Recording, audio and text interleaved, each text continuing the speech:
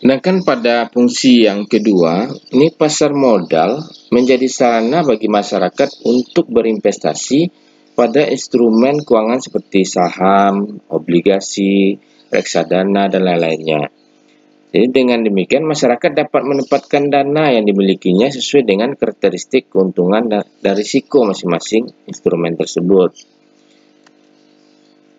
Jadi ada beberapa manfaat pasar modal, yaitu yang pertama adalah menyediakan sumber pembiayaan jangka panjang bagi dunia usaha sekaligus memungkinkan alokasi sumber dana secara optimal, ya.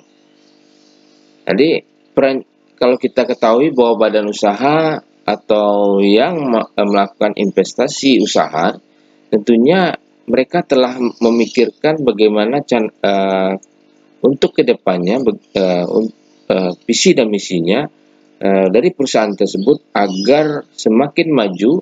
Tentunya mereka salah satunya meningkatkan usahanya dan juga memerlukan modal yang sesuai dengan keinginan dari perusahaan tersebut. Nah, dari pasar modal inilah mereka bisa mendapatkan modal untuk berencana memperluas atau investasi usahanya ke depannya dan memajukan usaha tersebut. Yang kedua adalah memberikan wahana investasi bagi investor sekaligus memungkinkan upaya diversifikasi, ya. Jadi kita banyak yang memegang dana oleh masyarakat, tetapi tidak memiliki wawasan atau bagaimana mengembangkan dana tersebut atau uang tersebut. Nah, dengan adanya pasar modal inilah menjadi wadah untuk meningkatkan jumlah uang yang dimilikinya dan juga nanti akan bermanfaat bagi para emiten, ya, yang berkeinginan untuk atau badan usaha yang memerlukan dana. Yang ketiga adalah menyediakan leading indikator sebagai tren ekonomi suatu negara, ya. Jadi dilihat bahwa negara berkembang dan negara maju itu dilihat dari perkembangan ekonomi juga harus berdasarkan kepada dari bursa efek atau pasar modal yang dimiliki oleh negara tersebut, ya. Makin banyaknya bergeraknya dan banyaknya mengikuti di pasar modal oleh masyarakat dan para pelaku usaha, tentu ini akan menimbulkan tren ekonomi yang baik di negara tersebut. Yang keempat adalah penyebaran kepemilikan perusahaan sampai lapisan masyarakat dan menengah. Jadi ada rapat umum pemegang saham. Jadi setiap investor masyarakat yang membeli saham-saham di pasar modal ini tentu dia telah menjadi bagian dari perusahaan tersebut, ya, karena dia memiliki saham dari perusahaan tersebut, ya. Jadi tidak saja kalangan atas saja, dari kelas menengah juga bisa mengikuti dan memiliki perusahaan-perusahaan dengan adanya saham-saham yang dia peroleh, ya. Yang kelima adalah penyebaran kepemilikan, keterbukaan, dan profesionalisme menciptakan iklim berusaha yang sehat, ya.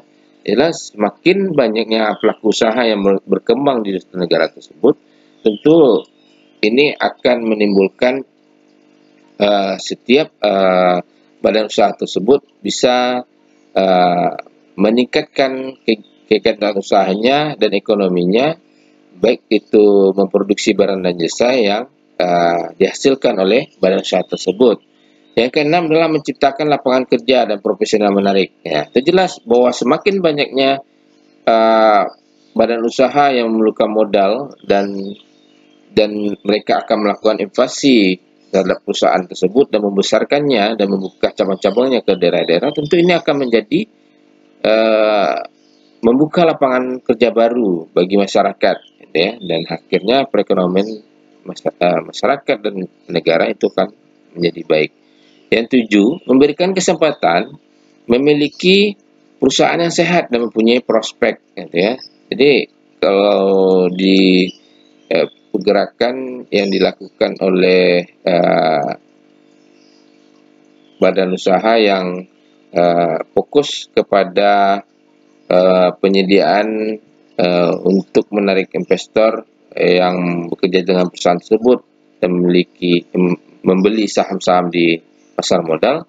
Ini mereka telah mengetahui perusahaan-perusahaan yang baik dan sehat, gitu ya, dan nanti akan memperoleh keuntungan bagi perusahaan tersebut dan juga investor yang menanamkan modal di perusahaan tersebut. Yang ke-8 adalah alternatif investasi yang memberikan potensi keuntungan dengan risiko yang biasa diperhitungkan melalui keterbukaan, likuiditas, dan diversifikasi investasi, ya. Bahwa informasi terkaitnya dengan pasar modal, Anda ketahui bahwa melalui media sosial dan media massa dan secara online itu setiap perkembangan bursa efek, saham-saham, ini akan selalu dipublis ke masyarakat. Yang 9 adalah membina iklim keterbukaan bagi dunia usaha, memberikan akses kontrol sosial, ya. Sedangkan karakteristik yang diperlukan dalam membentuk pasar modal yaitu semua saham harus diperjualbelikan pada bursa efek, ya. Yang kedua, bursa perlu mempersiapkan pasca perdagangan di mana saham dapat diperjualbelikan melalui pialang. Ya, pialang ini adalah perusahaan perantara pihak ketiga yang mengelola juga dana masyarakat, karena pialang ini yang mengetahui siapa saja badan usaha yang memiliki karakteristik usahanya yang baik, ya, yang sehat, ya, nantinya bisa menguntungkan pialang sendiri. Yang ketiga adalah semua perusahaan yang mempunyai saham yang dapat diperjualbelikan di bursa efek diminta menyampaikan informasi tentang perhitungan atau akun keuntungan dan kerugian serta neraca keuntungan kepada komite manajemen bursa efek dengan jarak tidak lebih dari 3 bulan.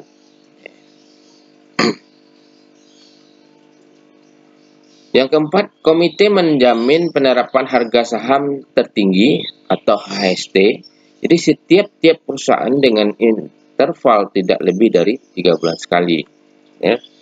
Yang kelima, saham tidak boleh diperjualbelikan dengan harga yang lebih tinggi dari HST, ya. Dan HST ini adalah pasar modal bursa efek yang telah menentukan berapa batas tinggi setiap saham yang diperjualbelikan. Yang keenam, saham dapat dijual dengan harga di bawah HST.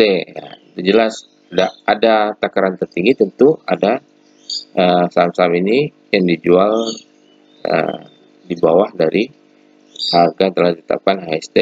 Yang ketujuh, komite manajemen harus memastikan bahwa semua perusahaan yang terlibat dalam bursa efek itu mengikuti standar akuntansi syariah.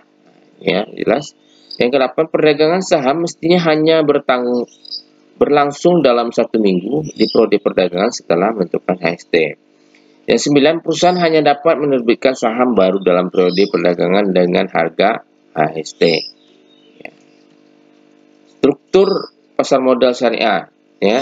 Yang pertama, pengolah pasar modal. Di sini ada BPOM atau LK, ya. Tadi pada tanggal 10 Agustus 1977 pemerintah mulai melakukan usaha pengaktifan pasar modal Indonesia dengan membentuk Badan Pelaksana Pasar Modal atau BPOM, ya. Yang kemudian sejak tahun 1991 berubah menjadi Badan Pengawas Pasar Modal, ya. Sejak tahun 2005 BPOM disempurnakan menjadi Badan Pengawas Pasar Modal dan Lembaga Keuangan, ya. LK itu lembaga keuangan, jadi disingkat dengan BPOM LK, ya. Berdasarkan keputusan Menteri Keuangan RI nomor KMK 606/KMK 01/2005 tanggal 30 Desember 2005. Jadi BPOM LK ini berada di bawah Departemen Keuangan Republik Indonesia. Jadi yang bertugas membina, mengatur, dan mengawasi sehari-hari kegiatan pasar modal serta merumuskan melaksanakan kebijakan dan standarisasi teknis di bidang lembaga keuangan. Tujuan BPOM adalah mewujudkan penciptanya kegiatan pasar modal yang teratur, wajar, efisien,